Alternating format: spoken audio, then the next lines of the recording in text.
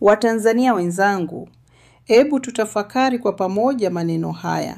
Wa chama chenu, Chama cha Demokrasia na Maendeleo Chadema, kuhusu kilichoitwa uchaguzi wa tarehe 29 Oktoba mwaka 2025. Msimamo huu umetokana na kikao cha kamati kuu ambao mimi kwa niaba ya kamati kuu ya chama nitausoma neno kwa neno mbele yenu. Msimamo wa Chadema kuhusu uchaguzi batili wa tarehe 29 Oktoba mwaka 2025 na kilichojiri baada ya hapo. Namba 1. Uchaguzi wa tarehe 29 Oktoba 2025 ni batili na matokeo yake yote lazima yafutwe. Uchaguzi mzima wa urais, ubunge na udiwani ni batili na hauna uhalali wowote kwa sababu ulifanyika chini ya ukiukwaji mkubwa wa sheria, haki na misingi ya demokrasia.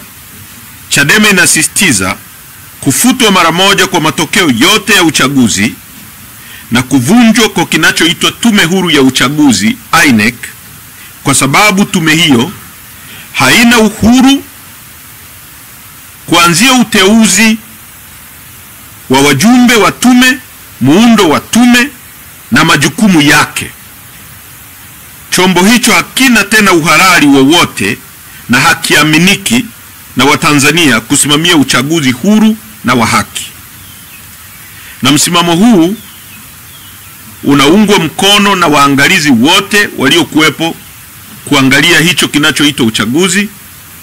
Umoja wa Afrika, Jumuiya ya Umoja wa Afrika imesema kwamba uchaguzi haukuwa huru, haki wala credible. SADC imesema hivyo hivyo, Umoja wa Ulaya na Marekani. Namba 2. Samia Suluhu Hassan ni mtawala asiye halali, kwa mabano illegitimate self-imposed ruler.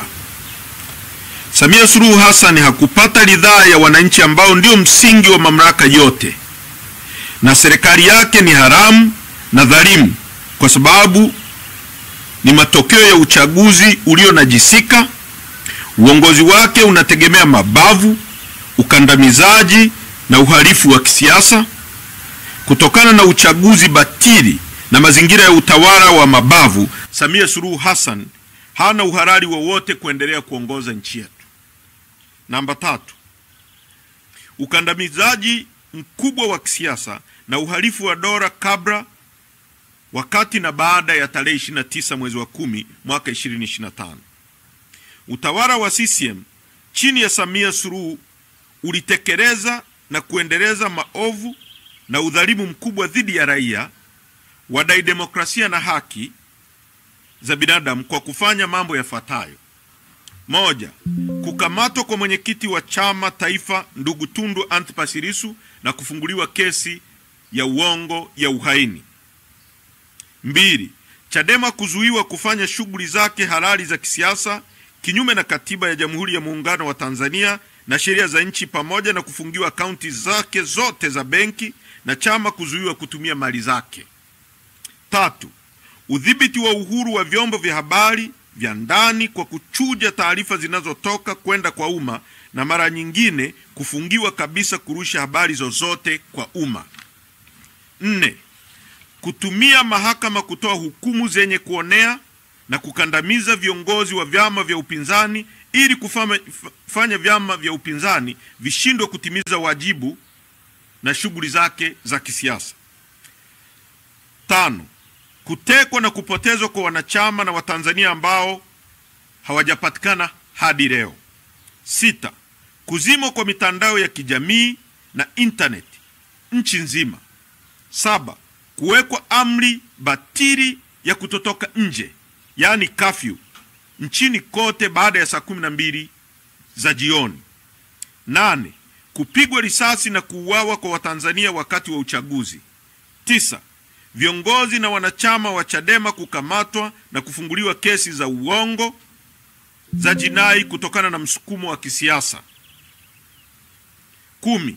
Wananchi kunyimwa miili ya wapendwa wao na kushindwa kuwafanyia maziko yanayostahili. 11. Kuhakikisha kukosekana kwa uwazi wa waangalizi wa kimataifa EU, UN na vyombo vya habari vya kimataifa kama vile CNN, BBC, DW na Al Jazeera. Pamoja na hayo, ripoti za AUEM, SADC, EOM na East Africa Community zinaonesha wazi ukosefu wa uwanja sawia na uhalali wa uchaguzi.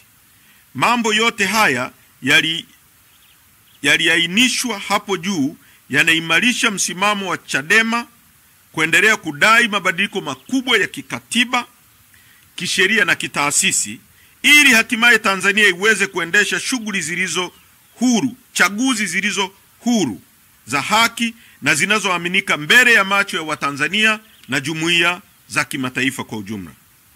Ili kufanikisha hayo, Chadema tunataka mambo yafuatayo. 1. Mabadiliko makubwa ya kisheria na ya kiuendeshaji ya ofisi ya msajili wa vyama vya siasa. 2. Mabadiliko makubwa kwenye mfumo wa mahakama za Tanzania ili ziweze kutoa haki bila upendeleo. Point namba 4. Mauaji ya halaiki, utekaji, kupotezwa na ukatili mkubwa uliofanywa na serikali. Baada na kabla ya kinachoitwa uchaguzi, Tanzania na dunia kwa ujumla ilishuhudia mambo yafuatayo. 1. Mauaji ya halaiki ya zaidi ya watu 2,000 na majeruhi zaidi ya 5,000 kwa muda wa wiki moja tu. Kuongezeka kwa wakimbizi wa ndani na nje ya nchi. 3. Utekaji na upotezaji wa mamia ya raia, abduction and enforced disappearance. 5. Mateso ya kikatili, ubakaji na mauaji ya kinyama yaliyotekelezwa na maafisa wa vyombo vya ulinzi na usalama. 5. Ushiriki wa vyombo vya ulinzi na usalama kufanya matendo ya kihalifu dhidi ya binadamu, ikiwemo mauaji ya raia, uporaji wa mali binafsi za watu na ukamataji holela ulioendana na utesaji. Sasa, Chadema inataka kukomeshwa mara moja kwa operesheni zote za utekaji, mateso, mauaji na upotezaji wa raia. Na Watanzania waliopotea kwa kutekwa waachiwe huru. Tunasisitiza kuwasilishwa na kukabidhiwa kwa familia zote miili ya wapendwa wao waliouawa kabla, wakati na baada ya tarehe 29 mwezi wa 10 ili hatimaye miili hiyo izikwe kwa heshima na desturi za Kitanzania. Chadema inataka uchunguzi utakaofanywa na tume huru inayoaminika yenye wajumbe wa ndani na nje ya nchi ili kubaini ukweli wa idadi ya mauaji, makaburi ya halaiki na kuwajibishwa kwa wote waliofanya uharamia huu. Point namba 5. Chadema na Watanzania tunataka serikali ya mpito isiyoongozwa na Samia Suluhu Hassan itakaowekwa chini ya usimamizi wa taasisi huru za kimataifa. Kwa kuwa serikali haina uhalali wowote, Chadema inataka kuanzishwa kwa serikali ya mpito ambayo 1. haitaongozwa na Samia Suluhu Hassan wala serikali ya CCM, itakayoaminika na Watanzania na jumuiya za kimataifa. 2. Itasimamiwa na mashirika ya kimataifa yenye kuaminika na yenye uwezo kama vile Umoja wa Mataifa, AU na SADC. 3. Itarejesha utulivu, haki za kisiasa na za kiraia. 4. Itafungua anga ya kisiasa na uhuru wa kujieleza. 5. Itaratibu uchaguzi mpya wa kitaifa kwa uwazi, uadilifu na uangalizi huru wa kimataifa. 6. Itahakikisha kuachiwa huru kwa wafungwa wote wa kisiasa na wote waliofunguliwa kesi za uongo. 7. Itahakikisha kuachiliwa kwa wote waliotekwa nyara na kufichwa katika mahabusu bubu vya siri na wanaopewa mateso yanayoratibiwa na vyombo vya dola. Point Namba 6. Chadema na Watanzania tunataka uwajibikaji wa wote waliohusika katika mauaji na ukatili, na tunataka mageuzi makubwa ya vyombo vya usalama. Chadema inasisitiza uwajibikaji wa waliopanga, kufadhili, kuagiza, kuratibu na kutekeleza uhalifu. 2. Viongozi wa kisiasa na watumishi wa umma waliotoa amri ya kupigwa risasi kwa Watanzania wenzetu na kuuawa. 3. Maafisa wa juu na chini wa usalama waliohusika moja kwa moja au kwa kufumbia macho matendo ya uvunjifu wa haki za binadamu na mauaji dhidi ya raia. Maafisa wa juu ambao lazima wawajibike au kuwajibishwa ni wakuu wote wa vyombo vya ulinzi na usalama, yaani IGP, CDF, DGTs, kamishna mkuu wa uhamiaji, kamishna mkuu wa magereza, mkuu wa operation na mafunzo wa jeshi la polisi. 5. Aliyekuwa waziri wa mawasiliano, habari, teknolojia na wote waliohusika kuzima mitandao ili kuruhusu mauaji ya kinyama ya halaiki kutokea. Sambamba na hilo, Chadema inataka mageuzi makubwa ya kimfumo, kitaasisi ndani ya jeshi la polisi na vyombo vyote vya ulinzi na usalama vya nchi yetu. Hii inajumuisha kuwa na chombo cha kuvimulika vyombo hivi vyote, yani oversight body. Point namba 7. Fidia kwa familia zilizopoteza wapendo wao na wananchi waliopoteza viungo vya miili yao. Msimamo wetu mwingine ni kwamba kila familia iliyopoteza mwanafamilia au raia yoyote aliyepoteza viungo lazima alipwe fidia. Fidia hii si malipo ya kawaida, bali ni hatua ya kutambua kwamba dola ilihusika katika mauaji ya kimataifa, kufuatilia matendo ya kihalifu kwa kutumia vyombo vya dola, na tunatoa wito kwa jumuiya za kimataifa kuwawekea vikwazo wote waliohusika kupanga, kutekeleza uharamia huu wa uhalifu dhidi ya binadamu kama ifuatavyo.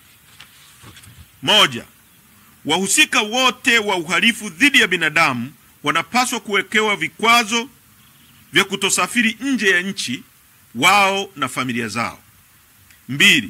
Fedha zinazoletwa kwa nchi zisipelekwe kwa serikali, isipokuwa ziende moja kwa moja kwenye asasi za kiraia ili ziweze kutumika kusaidia wananchi kupata huduma ikiwemo madawa na huduma nyingine.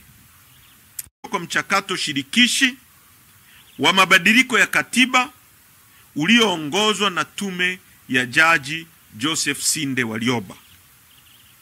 Namba 9. Chadema inaiomba jumuiya ya kimataifa kufuatilia matendo ya kihalifu yaliyofanywa na serikali ya Tanzania iliyo haramu na dhalimu kwa kutumia vyombo vya dola, na tunatoa wito kwa jumuiya za kimataifa kuwawekea vikwazo wote waliohusika kupanga, kutekeleza uharamia huu wa uhalifu dhidi ya binadamu kama ifuatavyo. 1. Wahusika wote wa uhalifu dhidi ya binadamu wanapaswa kuwekewa vikwazo vya kutosafiri nje ya nchi, wao na familia zao. 2. Fedha zinazoletwa kwa nchi zisipelekwe kwa serikali, isipokuwa ziende moja kwa moja kwenye asasi za kiraia ili ziweze kutumika kusaidia wananchi kupata huduma ikiwemo madawa na huduma nyingine. 3.